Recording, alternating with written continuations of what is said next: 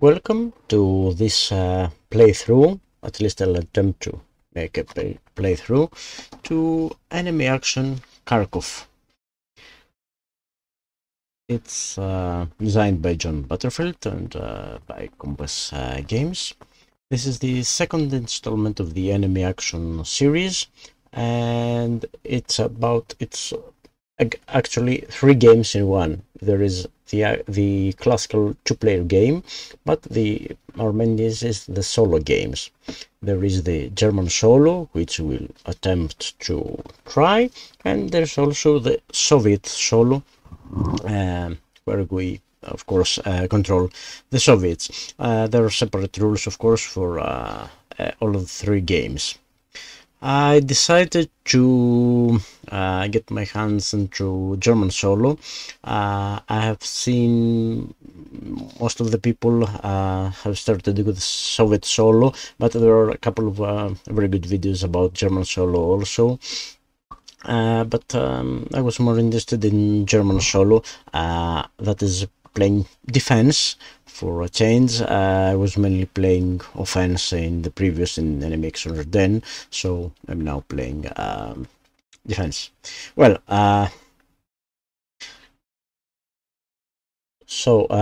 it's going to be German solo. In this video, it's going to be a little introduction to the game, and we've also set up the game and get it ready to be played. So these are the rules of the games. We're constantly going to consult them. Hope it's okay with you. Well, I've already done some initial setup, which is I have put the units that start on map in their respective hexes. You can see that the heart is quite large, and whereas the active front, is confined in the upper left corner of the map. It's actually the north east of the map, if I'm not mistaken. So, how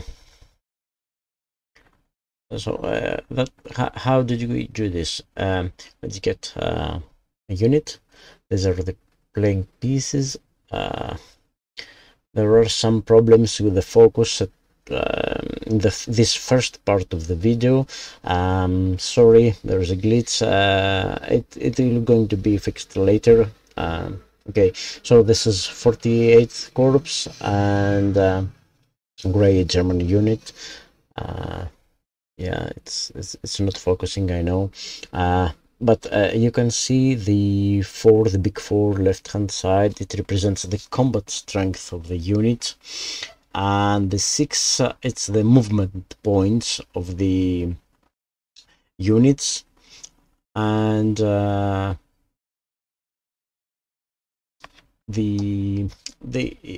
don't know if you can clearly see it. There are two steps I will see, which represent the strength of the unit. I mean, how much equipment and organization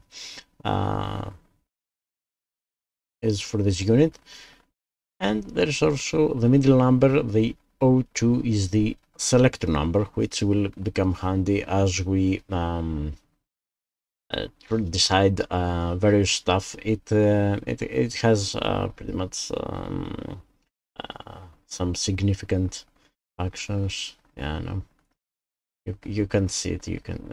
I've tried to focus, but there was a glitch. It will be better in the second half of this video. I'm sorry for that, but in the upper right, that blurb there, that blur is actually a 4-digit number, which corresponds to a hex number. The hexes, that's quite typical in Go games, are numbered. So we just place each unit in its corresponding hex in order to set up the game. Well, there are other units that they have a number, a turn number actually, printed on them. I think, yeah, you can see that it's a 1, and that means that this unit is available on game turn 1. These are reserve units and maybe reinforcements, and on the calendar we have placed the expected reinforcements that are going to arrive during its turn. The gray ones are obviously the various German corps, and the red and orange ones are the Soviet units. The Soviets have two fronts here. Well, next step is to prepare the cards. It's a card-driven game, as we've said, and whatever we need to do in the game, either it is us as the player or the system of the game, the solo bot, if you want to call it that way, is made through cards.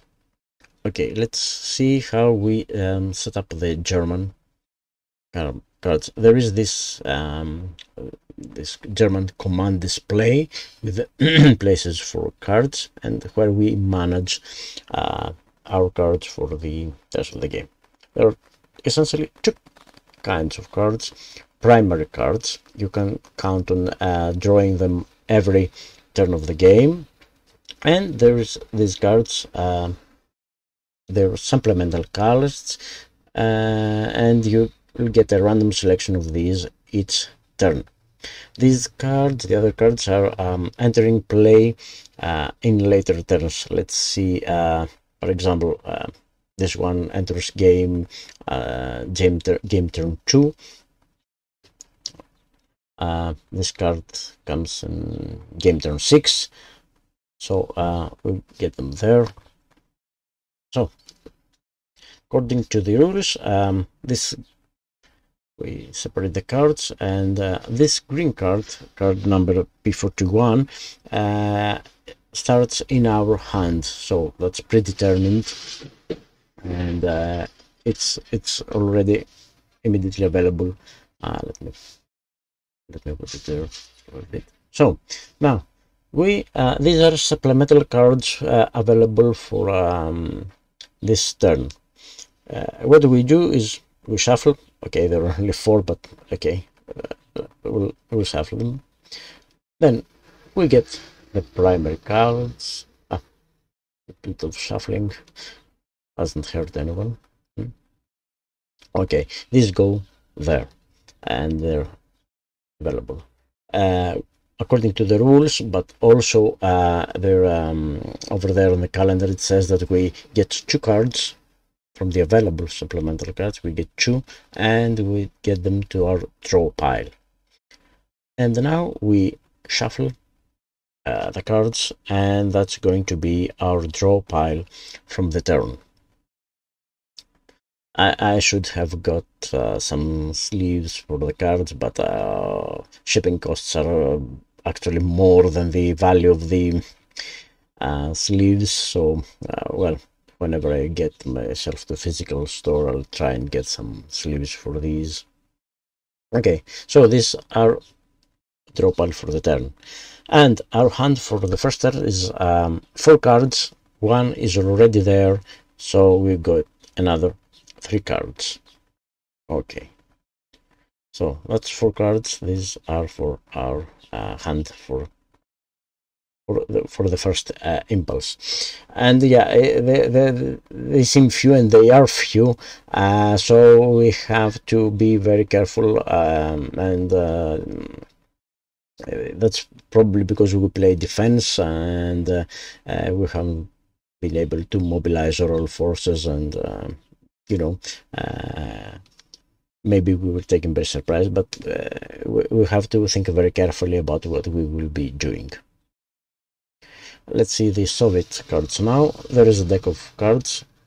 No need to separate anything. There are 19 cards which start in the Soviet deck. Shuffle. and there are also some cards that will enter on subsequent turns of the game, but this pile is the Soviet pile. Oh, what is interesting about this game is that it offers various setup adjustments. That is, you tweak this initial setup. And how do we do this? There are 5 predetermined setups and 5 different setups of the game. And what do? We roll a die and we adjust the setup. Of course, you can, I think you can choose whatever setup feel you like starting, but we'll do it the suggested way. We'll roll a die. Okay, these are the setups.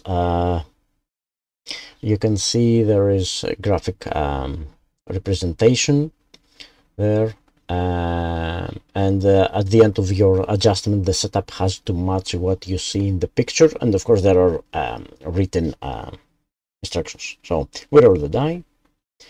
We got a 4. Or it's yep, Slavyansk liberated. Okay, so let's follow let's follow this instruction and prepare everything as we get. Let's try to focus a little bit better this time, and I'll be right back. Let's try. Well, let's see. Okay, that's better now. Let's go to the setup. It's quite hard on the player. It's a setup that's very let's say Soviet friendly. Okay, this hapless guy is eliminated. Okay,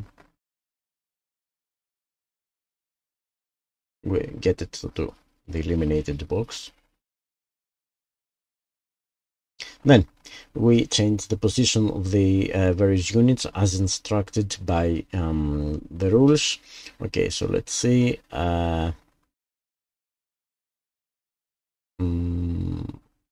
Let's see which. No, there's no particular order, but let me see. Okay, this one goes there.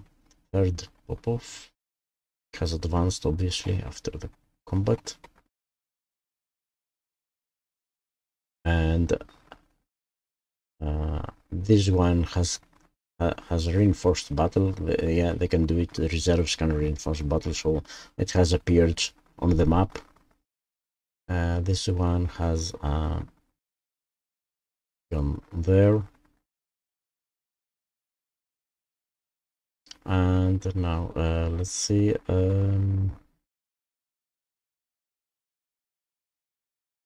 Next unit. Give me, yeah, this one goes there.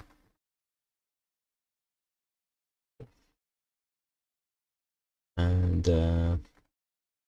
sorry, trying to find. The unit should have prepared better for this. Sorry, it's my first attempt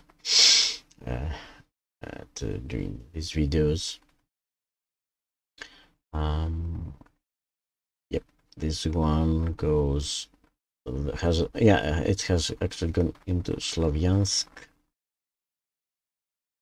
Okay, let me get it there. And this one has has lost a step and has become dispersed.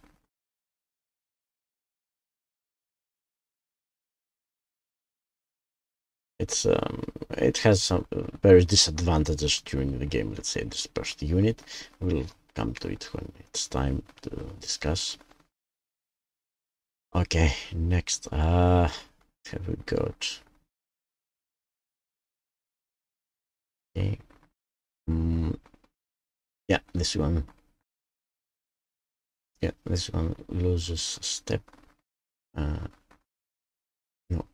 Oh no, this one advances, and the other, yeah, one loses a step. There's just 2 steps actually. And there are replacement counters, which of course cover the 3-step unit. Sorry, the 2 steps don't have a replacement counter. Of course, 2 sides, 2 steps, 1 step, and eliminated. So this one also has lost 1 step, and it remains there. And I think we have concluded. Oh, sorry about that. Let's see. Yep. Yeah, what I see agrees with the diagram there on the rule book. So this must be it, I suppose.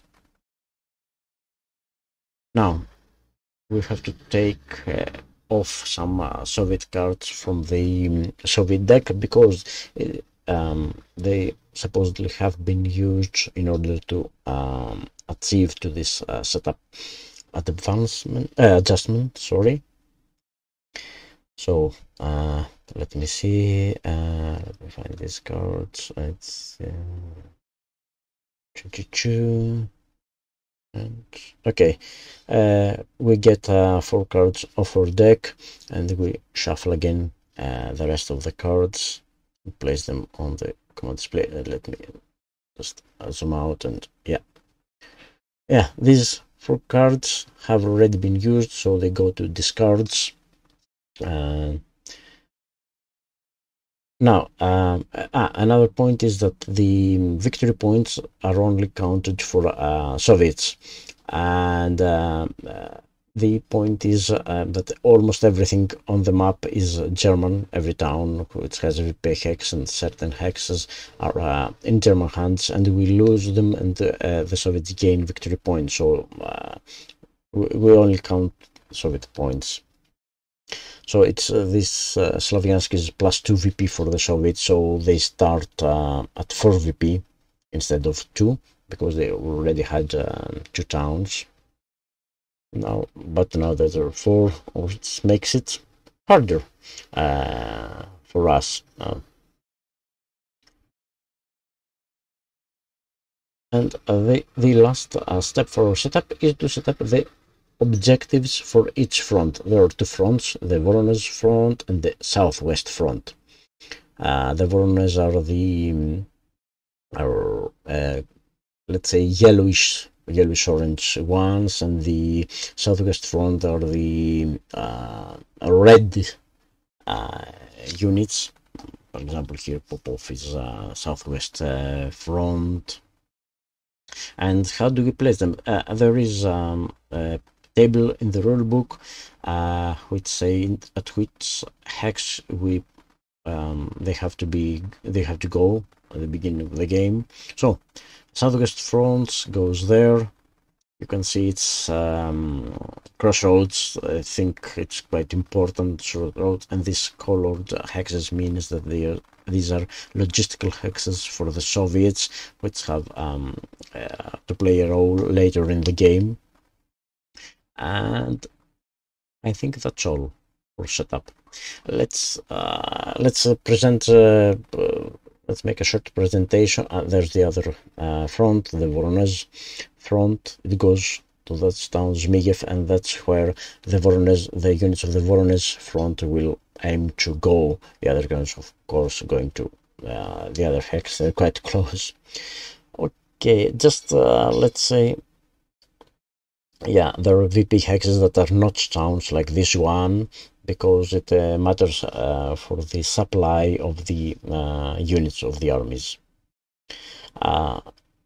Yeah, our position Germans are quite, difficult. We're clearly outnumbered, and yeah, our combat strength, outnumbered, outgunned, I could say. And we don't have so many cards, so in its impulse we have to make everything count, let's say. So at least at first our aim will be to just not avoid getting eliminated. So display phase starts. Okay, sequence of play. We start with the reserve phase, starting game turn 2. They enter the reserve boxes. Then we go to card preparation at the start of its turn, and then we check for supply. This is from turn 2 onwards. For the duration of the first turn, all units are considered supplying. And then the main part of the game, impulses, Soviet impulse, and then we have the German impulse. And then we have some management, end of turn phase management, and then there are some special instructions for turns 7 to 13, but we'll get to them later. Now, it's supposed this setup has covered has also covered the first Soviet impulse. It's the setup adjustment is like it has been played. So we will start from we'll start the German impulse, but this will be on our next video. I hope there will be a next episode. Sorry about that. I hope you're going to like this video. I would love to hear your opinion about it. Please comment and let me know if I've got something wrong. Again, I'm very sorry for all of those glitches. I hope I'll get better as these videos progress, and I hope we're going to have some fun with the my attempts at not losing horribly at this game. Okay, thank you for watching so far. Hope to see you on our next episode.